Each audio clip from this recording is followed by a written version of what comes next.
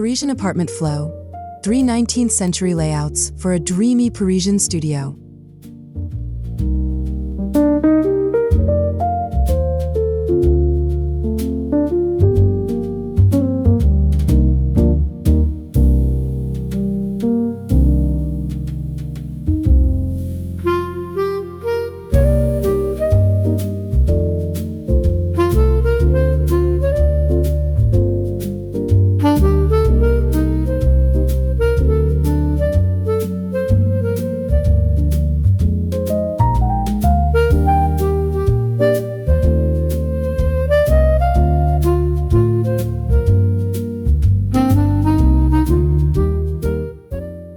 Chapter 1. The Poetry of the Petit Space.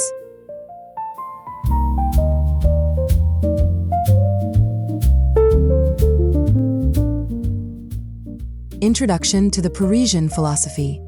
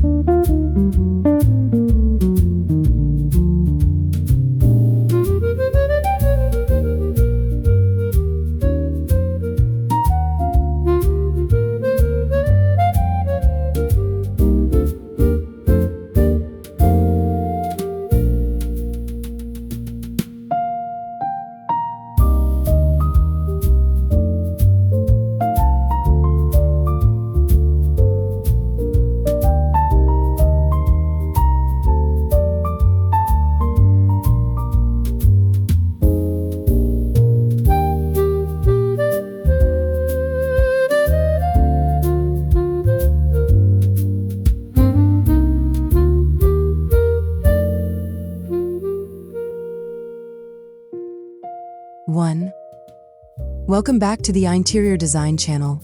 You know, there is a specific kind of magic found in the Chambre de Bonne, or the tiny attic studios of Paris. While many see 40 square meters as a constraint, the Parisian designer sees it as a canvas for intimacy, for our community here.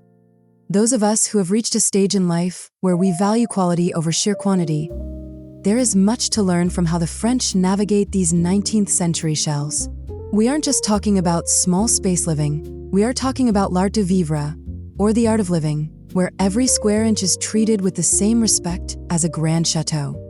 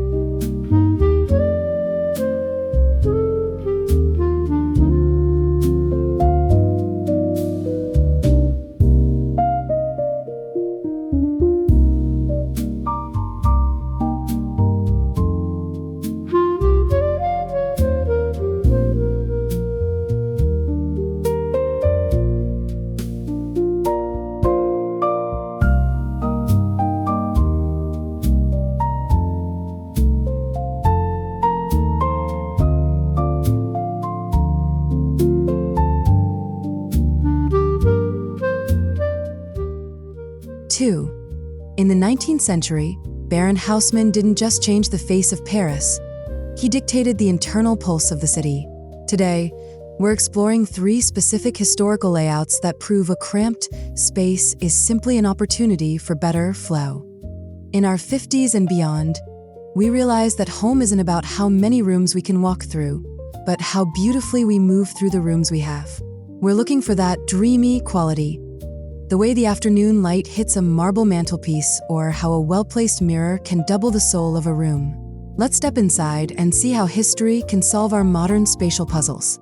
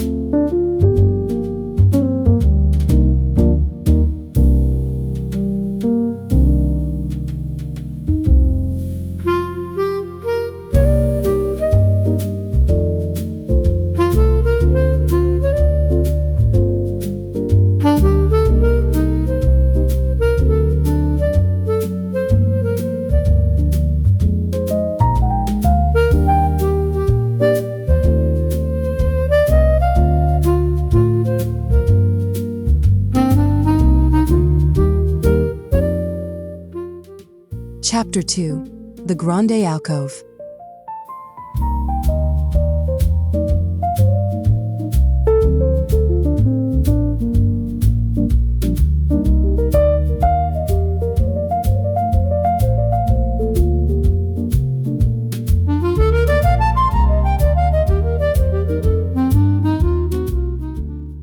The art of the hidden sanctuary.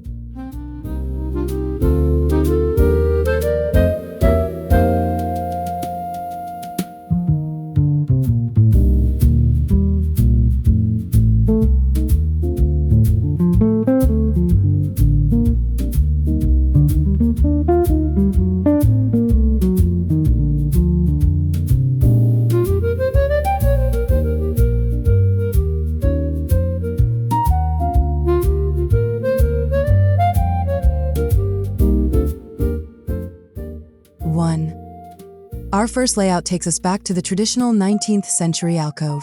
Historically, these were deep recesses in the wall designed to keep warmth during cold Parisian winters. In a modern studio, the alcove is your best friend for creating mental flow. When you live in one room, the biggest challenge is the visual clutter of seeing your bed from your dinner table. By utilizing the alcove layout, we create a room within a room. It's about the psychological transition. When you step into that draped nook, your brain signals that the day is over. It's cozy, it's private, and it feels intentionally tucked away rather than just placed in a corner.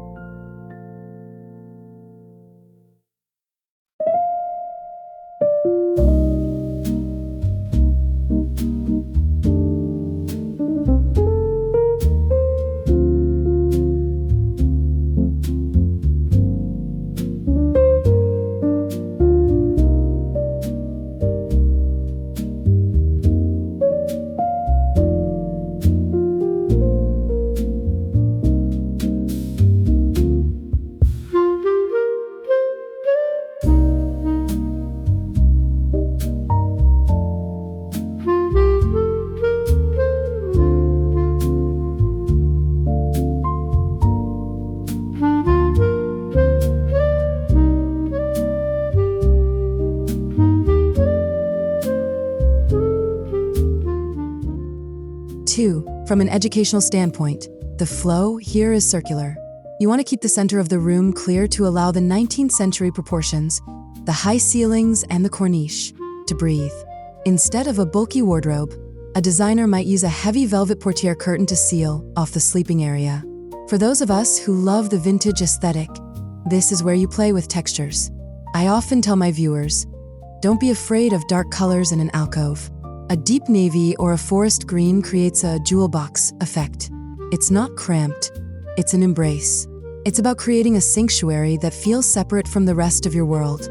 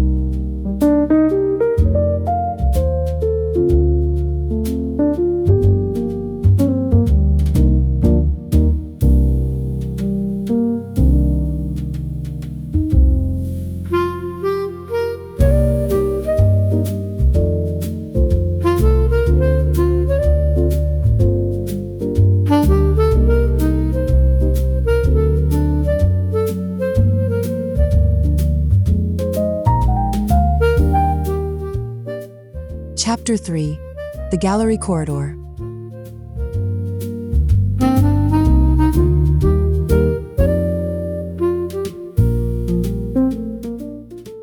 Transforming transit into purpose.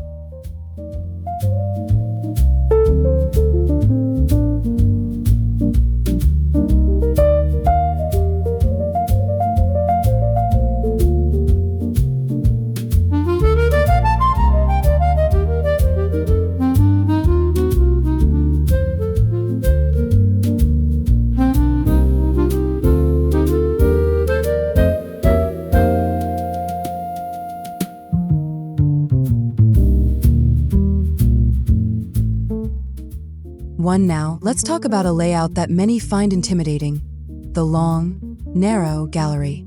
Many 19th century Parisian flats were designed with a long spine, a corridor that connects the entrance to the main window.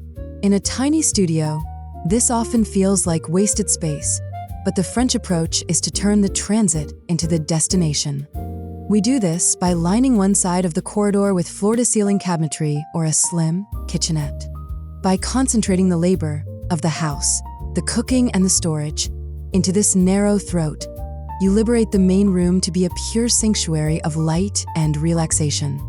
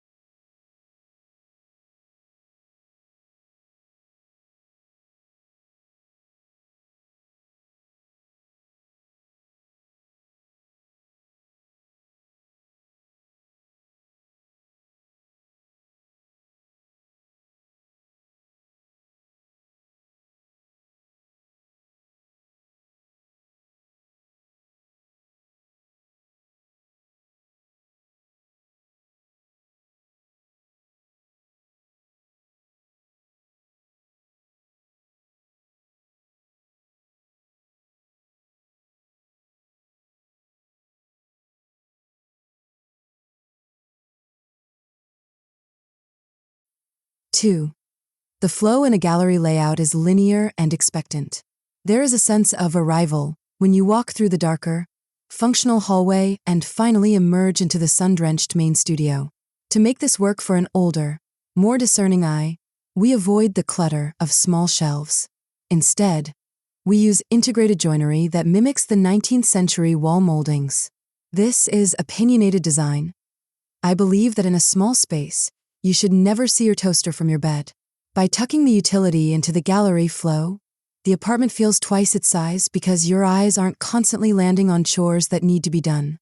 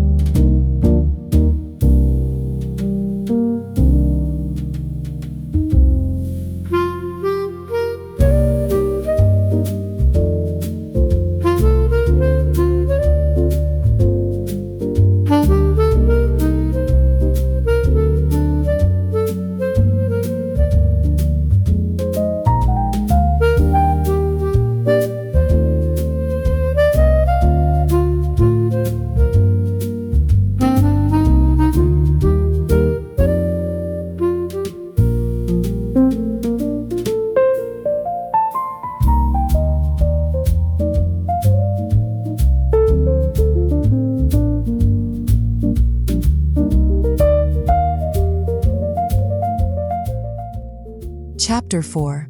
The Double Cheminée Anchor.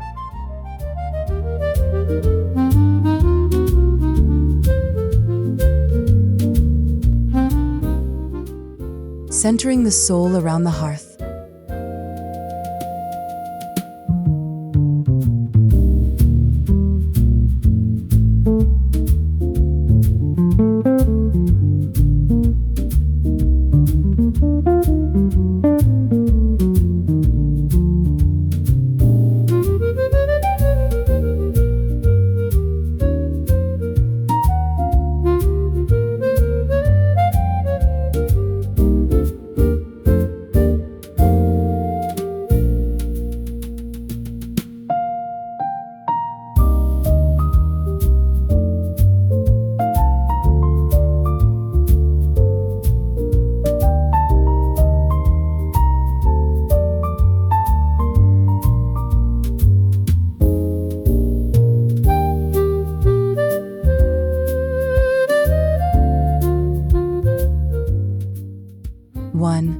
Our third layout is perhaps the most classic, the centralized hearth.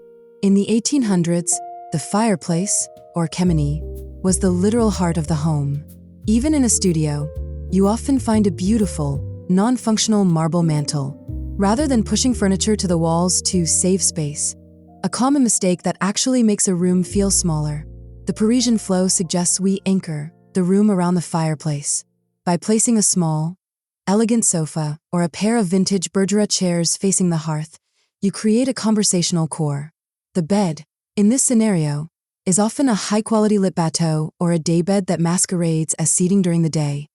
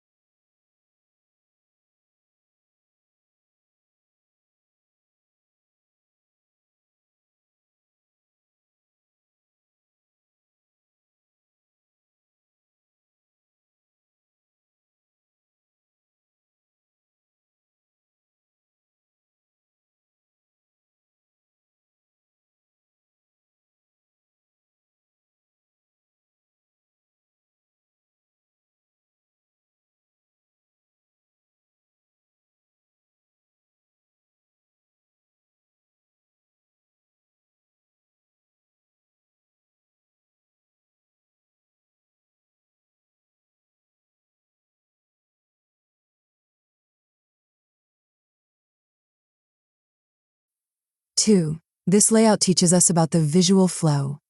When you enter, your eye goes straight to the architectural highlight, the fireplace, and ignores the fact that the room is only 250 square feet.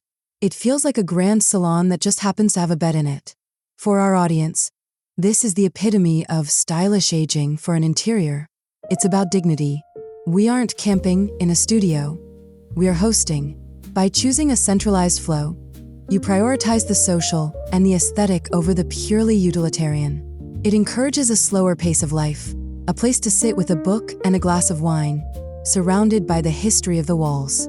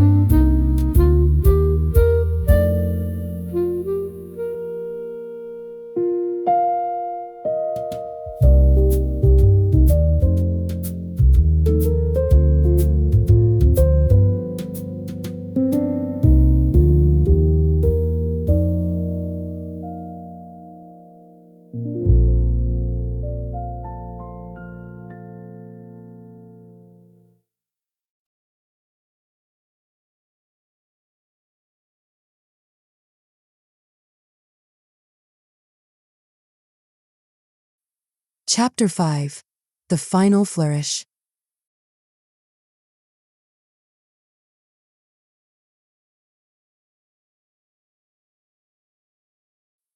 Conclusion.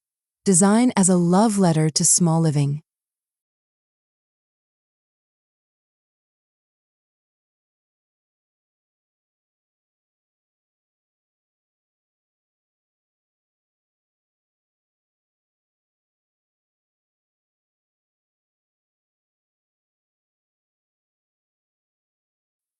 One. As we wrap up our tour of these three 19th century layouts, I hope you've seen that cramped is a matter of perspective, not square footage. Whether you choose the privacy of the alcove, the functional elegance of the gallery, or the social warmth of the Cheminée, the goal is the same: to create a home that respects your history and your daily rhythm. These Parisian designers weren't just building rooms, they were building atmospheres. They understood that a home should feel like a well-tailored coat, snug, perhaps, but perfectly fitted to the person wearing it.